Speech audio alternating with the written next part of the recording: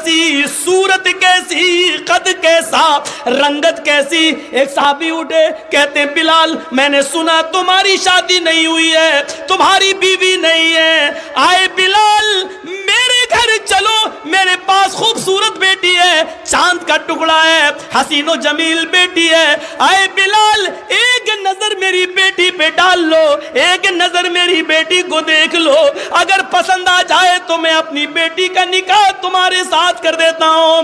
तुम्हारी सोहबत में तुम्हारे पास रहकर मेरी बेटी भी जन्नत जैसे अमल करेगी और वो भी जन्नत की मुस्तहिक हो जाएगी। इतने में दूसरे बोले नहीं, आए बिलाल पहले मेरे भाई ने कह दिया उसकी बेटी देख लो, अगर उसकी बेटी पसंद ना आए तो मेरे घर चलो, मेरी बेटी देख लो। अपने आप को मुसलमान कहलाने वालों, अहले हदीस के दावे करने वालों, शर्म नहीं आती मोटरसाइकिलें मांगने वालों, जहेज लंबा चौड़ा डिमांड करने वालों, शादियों में मर्द और औरतों को एक साथ खाना खिलाने वालों और लड़कियों को बेशर्म बेहुदा कपड़े पहनाकर शादियों में पहुंचाने वालों, चिल्लू भर पानी में डूब के मर जाओ, तुम्हें जन्नत मिले तो कैसे मिले, हमें जन्नत की खुशबू नसीब हो तो कैसे हो। ये था बिलाल। साहबा ने रंग नहीं देखा था, कद नहीं देखा था, रंगत नहीं देखी थी, उनके रंग पर नहीं गए थे और अपनी चांद जैसी बेटी देने के लिए तैयार। हम कहां देंगे? हमारी बेटियां तो आजकल खुद ही ढूंढ लेती हैं। जब रिश्ते की बात आती तब पता चलता है, घर की मां बताती है शौहर को बेटी के लिए कहीं बात मत चलाना। क्यों? बात खराब हो जाएगी। क्यों?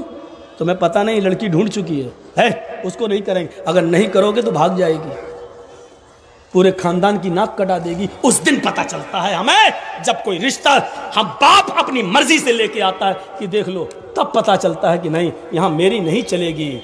आज मेरी बेटी बाप से ऊपर हो गई है और हमारे देश का कानून भी कहता है अब 18 साल से ऊपर हो गई है तो अब 60 साल के बाप की नहीं चलेगी।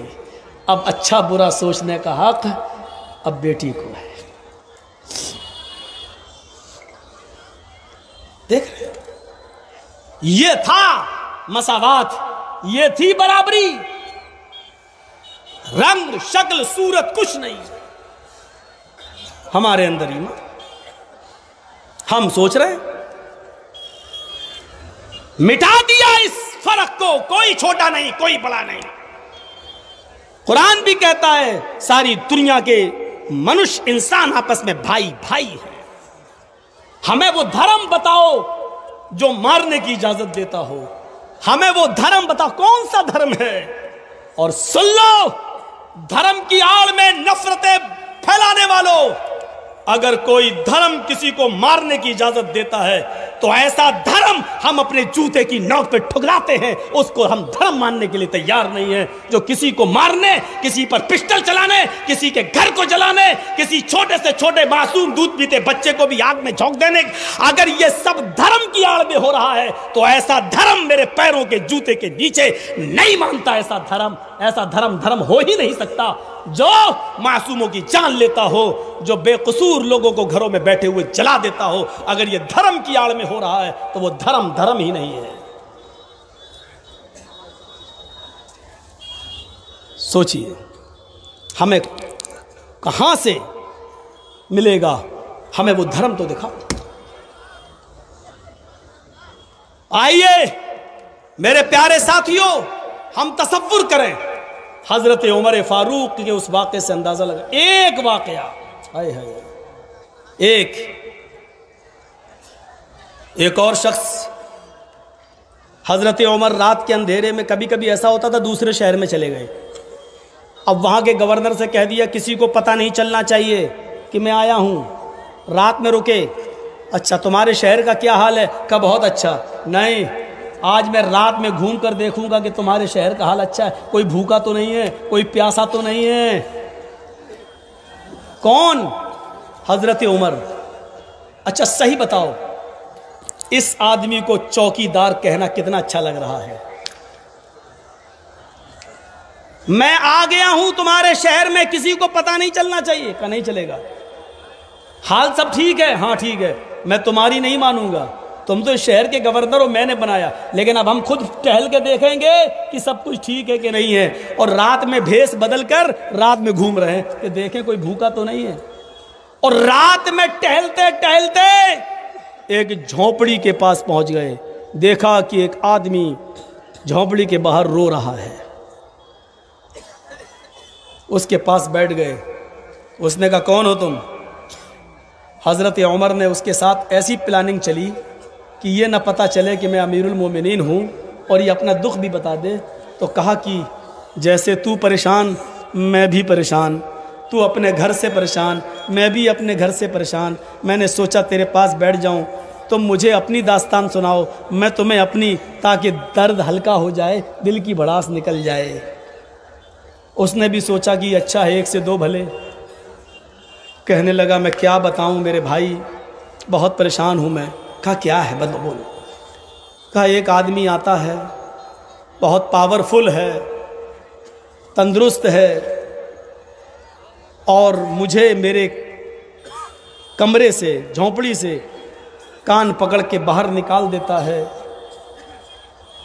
اور پھر وہ میری بیوی کے ساتھ گندا کام کرتا ہے۔ کب سے آ رہا ہے؟ پوچھو مت، 1 مہینہ 2 مہینہ ہو چکا ہے۔ تم نے یہاں کے گورنر سے شکایت کیوں نہیں کی؟ ارے نہیں، وہ بہت پاورفل آدمی ہے، اس نے جان سے مارنے کی دھمکی دی ہے۔ اچھا تو ابھی اس شہر کے گورنر کو نہیں معلوم؟ کہا میں نے بتایا نہیں۔ بہت پاورفل ہے، بہت اونچی پہنچ رکھتا ہے۔ حضرت عمر نے جیسی یہ سنا کہ بہت اونچی پہنچ رکھتا ہے، ویسی نظریں آسمان پہ ڈالی اور دل میں ہی کہا اے عمر، تو آرام سے کھانا کھا رہا ہے اور تیرے دور خلافت میں ایک آدمی اپنی بیوی کو لے کے پریشان ہے، اس کی عورت کی عزت و آبرو لوٹ رہی ہے، بہت پاورفل ہے۔ ہاں اچھا ٹھیک ہے، اب کب آئے گا؟ اب وہ پرسوں آئے گا، 1 دن چھوڑ کر آتا ہے۔ سنیے، بیٹھ جاؤ بھائی، ایک تو تم پیچھے والوں کو ڈسٹرب کرتے ہو یار، ایک بار سیٹ کر لو جو کرنا ہو۔ اب میں بھول گیا، یہی ہوتا ہے۔ اب وہ کب آئے گا؟ کہ 1 دن چھوڑ کر آتا ہے، اب وہ کل نہیں آئے گا، پرسوں آئے گا۔ اچھا ٹھیک ہے، اپنی بیوی سے کہہ دو کہ کھانا بنا کر تیار رکھے۔ پہلی چیز، اپنی بیوی سے کہہ دو کہ کھانا بنا کر تیار رکھے۔ کھانے سے کیا تعلق؟ کہ میں جو کہہ رہا ہوں وہ سنو۔ اچھا ٹھیک ہے، کھانا بن گیا، پھر بس پرسوں جب وہ تمہارے پاس آئے اور تمہیں گھر سے باہر نکالے تو تم اپنی بیوی کو بول دو، پرسوں جب وہ آئے گا تو اس کو انکار نہیں کرے گی اور اس کو اپنی آغوش میں لے لے گی، پیار بھری باتیں کر کے اس کو کہ دل میں اپنی جگہ بنا لے گی، اور جب وہ دونوں زنا کے لیے تیار ہو جائیں تو تمہاری بیوی کو یہ بول دینا کہ اس آدمی سے یہ کہہ دینا کہ دیکھو اب تو ہم تم روز ملنے ہی لگے ہیں، تم میرے بغیر نہیں رہ سکتے، میں تمہارے بنا نہیں، لیکن یہ چراغ کی روشنی میں، اجالے میں، روشنی میں یہ کام مجھے اچھا نہیں لگتا، جو کچھ بھی تمہیں کرنا ہے تو چراغ بجھا کر کرو، میں تمہیں دل و جان سے خوش کر دوں گی۔ بس اتنا کہہ دے اور چراغ بجھ گیا، میں باہر سے دیکھ لوں گا، چراغ بجھ گیا، اس کے بعد باقی سارا کام میرے اوپر۔ یہ کون سی نئی مصیبت کھڑی کر رہے ہیں آپ؟ کہا آپ بے فکر رہو، یہ 2 کام آپ اپنی بیوی کو یہ سمجھا دینا اور کھانا بنا کر تیار ہو۔ حضرت عمر 2 دن تک وہیں رہے، 1 دن گزر گیا، دوسرا دن آتا ہے، رات کے اندھیرے میں پھر پہنچ جاتے ہیں اور اسی جھونپڑی کے پیچھے چھپ جاتے ہیں۔ جیسی رات کا اندھیرا بہت ہوتا ہے اور اس کے آنے کا وقت ہوتا ہے، وہ رات کے اندھیرے میں آتا ہے، اس آدمی کو یعنی بیوی کے شوہر کو کان پکڑ کے باہر نکالتا ہے جیسی اس آدمی کو باہر نکالتا ہے، ہٹ چل اب میں آ گیا ہوں، بھگ چل باہر کھڑے ہو، اندر گھس گیا۔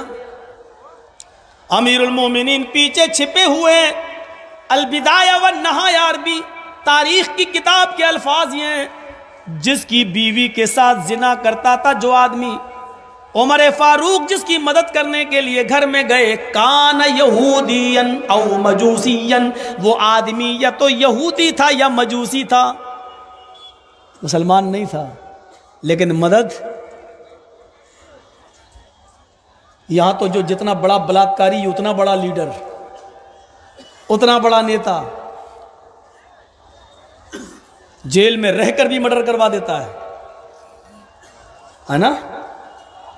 میں نے کہا نا عقل مند بنو، ہر بار نام مت نکلواؤ میری زبان سے، جب تک میں نام نہیں نکالوں گا آپ کے ہاں آتا رہوں گا انشاءاللہ، اور جہاں نام نکل گیا تو سسرال جانا پڑے گا، پھر اور مصیبت، پھر جلسے بھی نہیں کر پائیں گے۔ تو احتیاط بھی بہت ضروری ہو گیا۔ آپ کے پاس کیا ہے؟ بڑے آسانی سے آپ جذبات میں آگے بول دیتے ہیں کہ بس ڈر گئے۔ آپ کے پاس کیا ہے؟ ایک فرضی کیس آپ پہ لاد دیا جائے گا، لڑو مقدمہ، 15 سال کے بعد فیصلہ ہوگا کہ مولانا جرجیس پر یہ جرم ثابت نہیں ہوا، باعزت کورٹ بری کرتی ہے۔ 15 سال تو بیکار ہو گئے۔ کورٹ کیا کہے گی 15 سال کے بعد؟ سوری، لیکن انصاف ملا۔ ارے انصاف تو 15 سال بعد ملا، یہ 15 سال جو ہم نے اپنی بے گناہی کے کاٹے یہ کون واپس کرے گا؟ دنیا کی کسی کورٹ کے اندر، بھارت کے کسی قانون کے اندر اس نقصان کی تلافی کا قانون نہیں ہے۔ تو اسی لیے تھوڑا سا احتیاط ضروری ہے۔ تدبیر کرنے میں کوئی بری بات نہیں ہے، تدبیر ہونی چاہیے۔ اس یہودی یا مجوسی کی مدد کرنے حضرت عمر پہنچے، رات میں چھپے، اس نے کان پکڑ کے باہر نکالا، اس کی بیوی نے اپنی محبت کے جال میں اس کو گرفت میں لے لیا، وہ بھی خوش ہو گیا۔ اس نے کہا ٹھیک ہے کوئی بات نہیں، چراغ بجھا دو۔ جیسے ہی چراغ بجھا،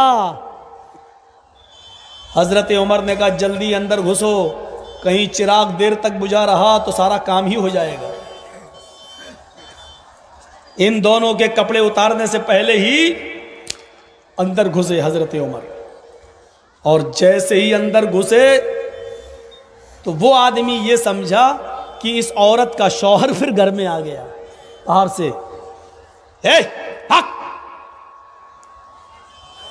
یہی حضرت عمر کو نکلوانا تھا اس کی زبان سے، کیونکہ جب اندر گھسے تو تلوار تو ہاتھ میں، لیکن اندھیرے میں پتہ نہیں چل رہا ہے آدمی کہاں ہے عورت کہاں ہے۔ اگر اندازے سے تلوار چلاتے تو آدمی کے بجائے عورت پر بھی تلوار چل سکتی تھی، اس لیے یہ سمجھنا ضروری تھا کہ آدمی کون ہے عورت کون ہے۔ تو حضرت عمر پیر زور زور سے مارنے لگے اپنا جوتا زمین پر، وہ کہتا بھاگ ہٹ، یہ آواز ہی نکلوانا تھا۔ جیسی آواز نکلی ویسے ہی اس کے اوپر حملہ کر دیا، ہاتھ بایاں ہاتھ پکڑ کے اس کے بال پکڑ لیے، اور بال پکڑ کے کھینچا تو اس آدمی کے بال بھی بڑے بڑے لمبے تھے۔ جو لمبے بال اس کے دیکھے تو حضرت عمر کو پھر شک ہوا کہیں یہ اس کی بیوی کے ہاتھ بال تو نہیں ہے۔ بال موڑ کے کہتے کون ہے تو؟ اس نے کہا تیری ہمت کیسے پڑی ادھر آنے کی، ابھی تو میں نے کچھ کیا ہی نہیں ہے۔ کہا اب کرتا ہوں۔ اب سمجھ گئے کہ مردی ہے، موڑی گردن ماری، ایک تلوار ایک ہی دفعے میں کٹ گئی، ایک دفعے میں۔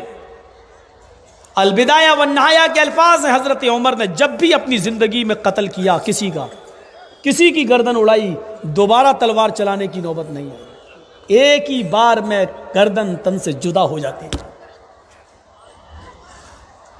جیسے ہی گردن تن سے جدا ہوئی، حضرت عمر نے آواز لگائی میری بہن جلدی سے چراغ جلاؤ۔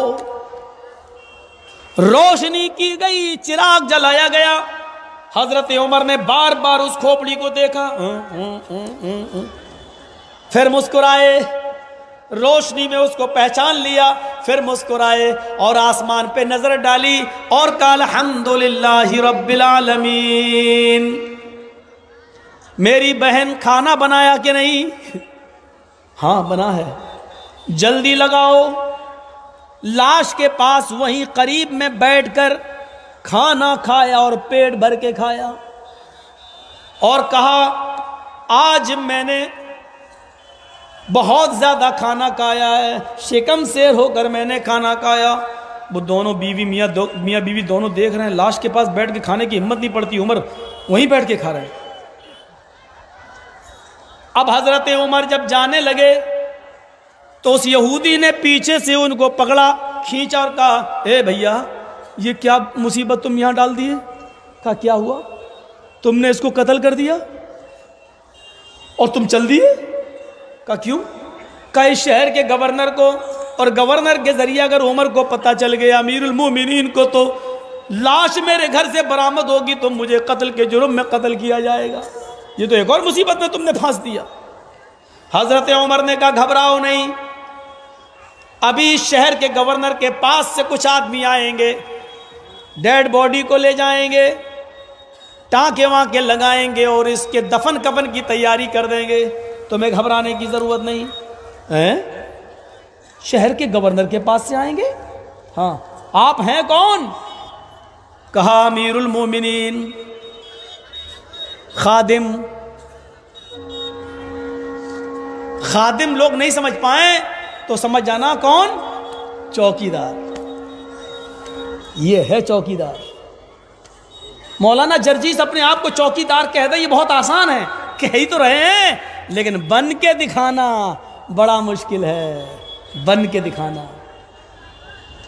کتنی لاشیں بچھ گئی دلی میں، لیکن ایک ہلکا سا ٹویٹ بھی نہیں ہو سکا۔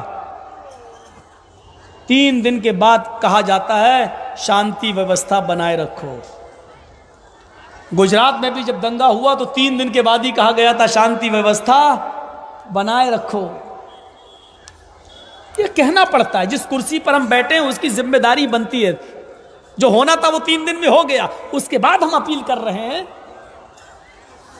یہی تو راجنیتی ہے، یہی تو سیاست ہے، اور جو اس میں ماہر ہو گیا وہی تو پی ایچ ڈی کی ڈگری لے لیا، وہی تو ڈاکٹر کہلاتا ہے، وہی تو ماہر سیاست کہلاتا ہے۔ اس فن سے آپ جتنا واقف ہیں ہم نہیں ہیں، آپ تجربے کار ہیں، یہ فارمولے آپ کئی مرتبہ کئی جگہ آزما چکے ہیں، آپ ایکسپرٹ ہیں اس کھیل کے۔ میرے بھائیوں کا عمر ہیں آپ؟ ہاں۔ کہا امیر المومنین خوشی ہوئی، مجھ جیسے یہودی یا مجوسی آدمی کی آپ نے فکر کی، لیکن مجھے 2-3 سوال کے جواب جب تک نہیں مل جائیں گے میں آپ کو جانے نہیں دوں گا۔ اتنی ہمت ہے کسی کی؟ آج مولانا جرجیس اتنا کہہ کے دیکھ لیں، ایک یہودی عمر سے کہہ رہا 2-3 سوال کے جواب دیجئے پھر جانے دوں گا، اور حضرت عمر وہیں بیٹھ گئے، بولو کیا سوال ہے تمہارے؟ سننے کے لیے دل بھی ہونا چاہیے۔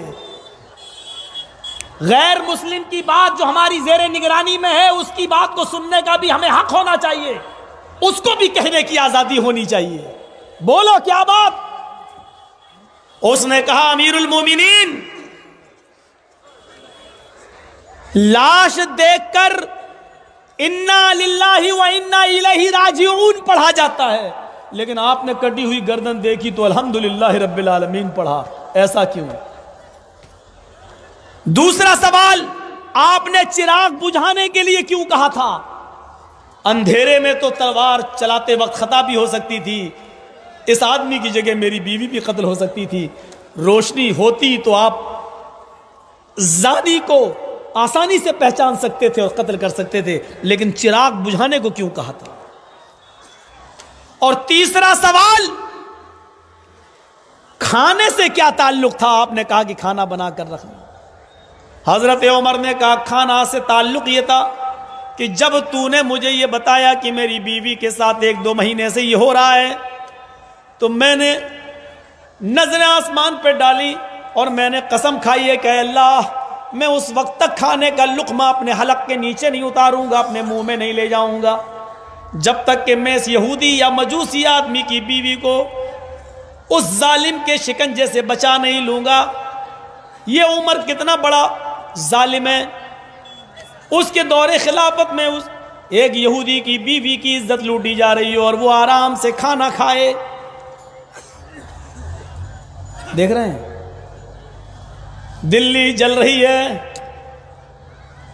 آگ لگی ہوئی ہے، گھر مکان جلائے جا رہے ہیں، عبادت گاہیں جلائی جا رہی ہیں، بجائے اس کے اس دیش کے ذمہ دار کو کھانا پانی چھوڑ دینا چاہیے کہ ہمارے دیش کے بیٹے، ہمارے دیش کے ناگرک مارے جا رہے ہیں، لیکن وہ ٹرمپ کے ساتھ بیٹھ کر طرح طرح کی غذائیں کھا رہے ہیں، طرح طرح کے آئٹم کھانے میں لگے ہوئے ہیں۔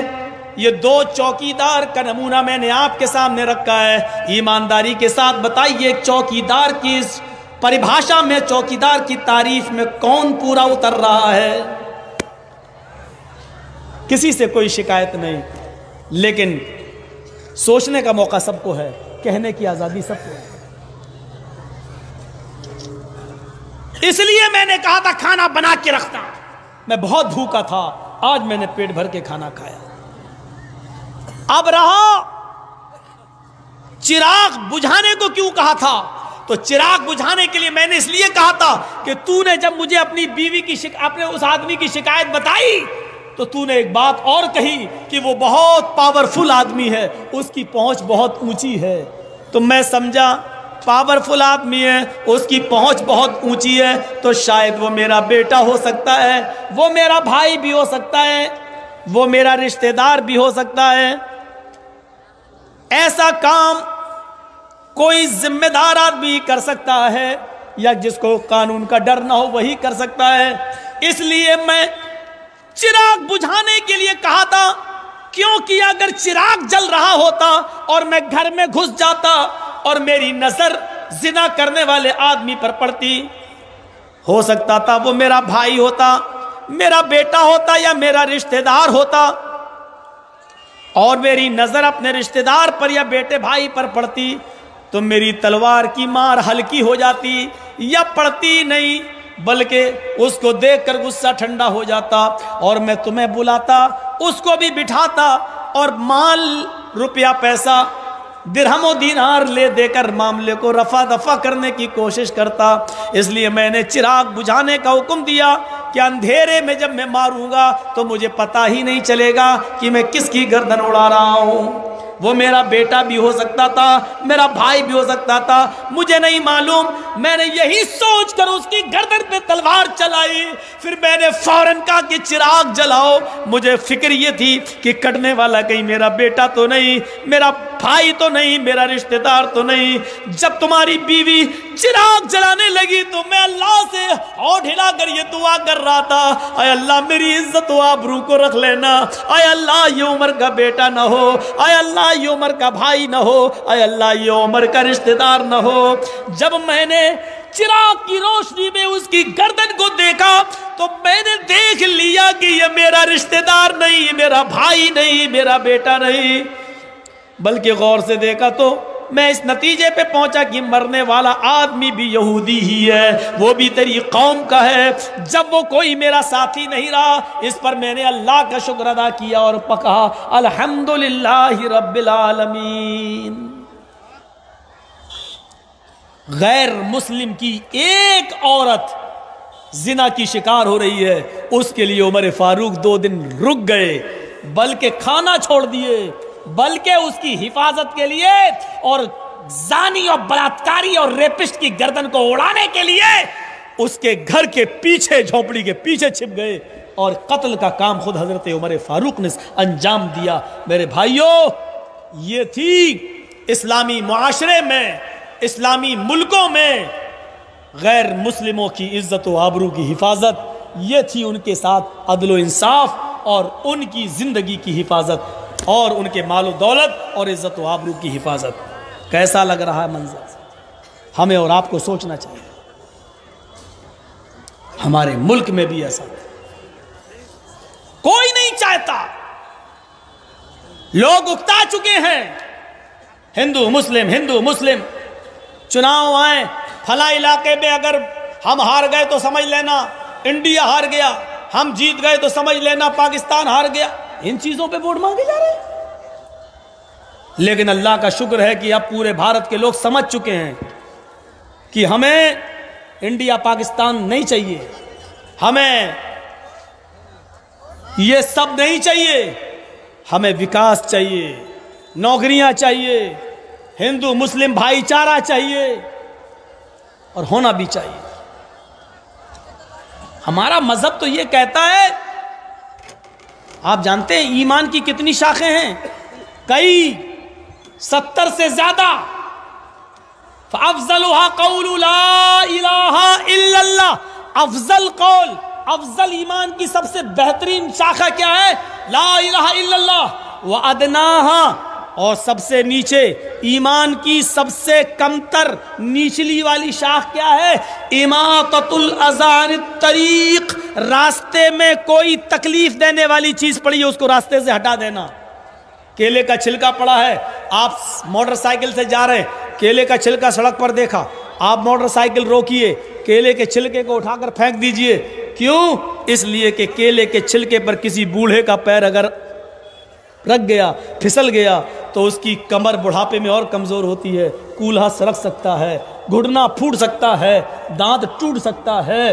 یہ نہیں دیکھو کہ یہ مسلمانوں کی سڑک ہے یا ہندوؤں کی سڑک ہے، ہندو مر رہا مرنے دو، یہودی مر رہا مرنے دو، عیسائی کا بڈھا اگر گر رہا تو گرنے دو، میرے باپ کا کیا جا رہا. نہیں، اماطۃ الاذى عن الطریق. راستے میں کوئی پتھر پڑا اس کو ہٹا دو، کوئی کانٹا پڑا ہے تو اپنی گاڑی روک کر پہلے اس کو ہٹا دو.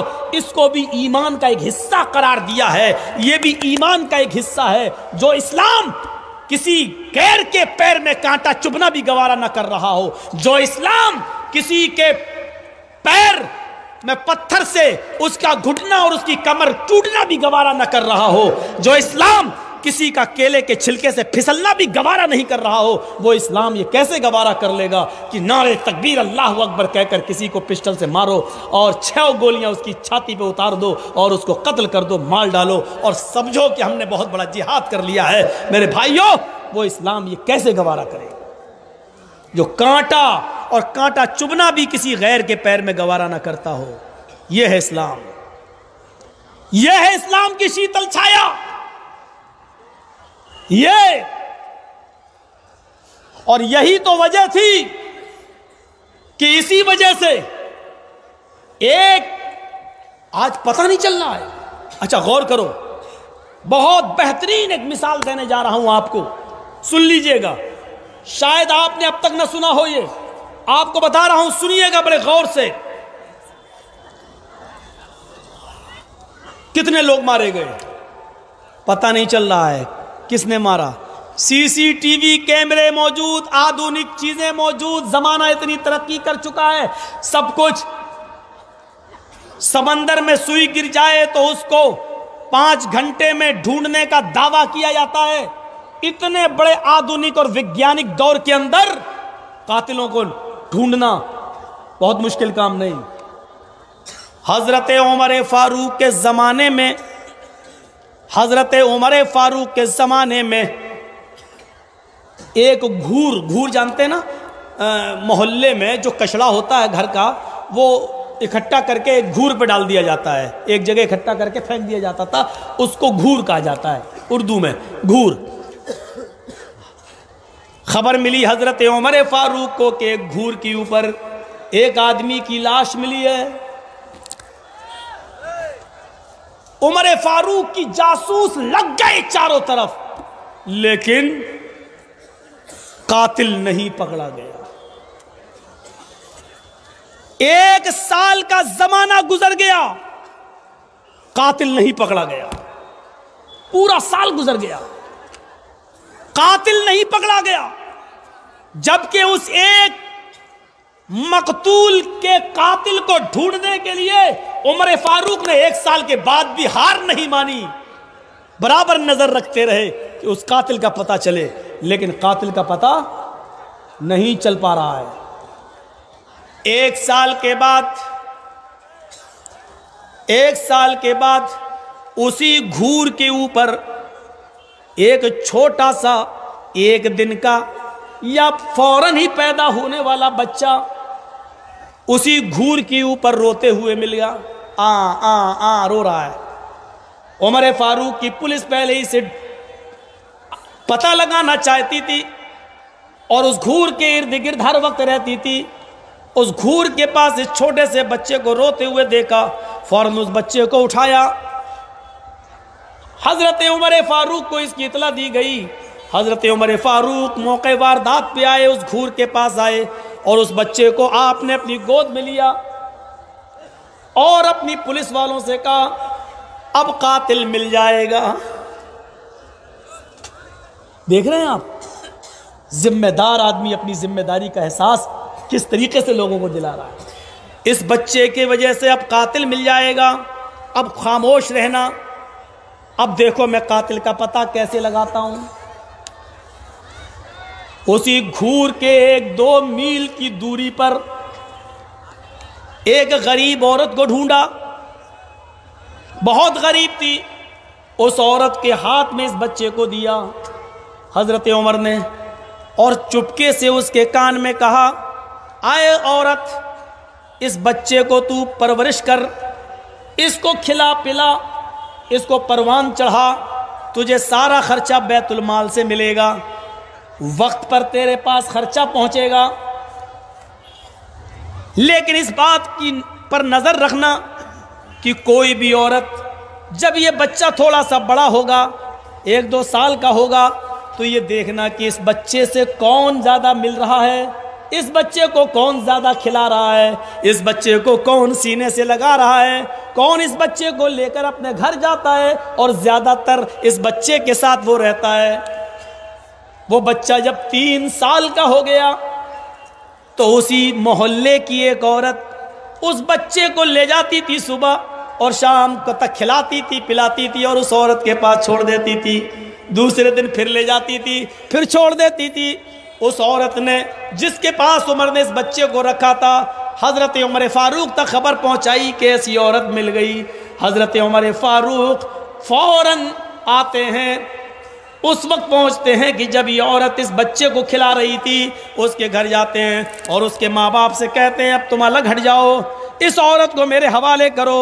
उसके घर में बैठ गए, उसके सामने बैठकर कहते हैं, अब ईमानदारी के साथ बता, इस बच्चे से तेरा क्या रिश्ता है। पहले तो दाएं बाएं करती रही, नहीं।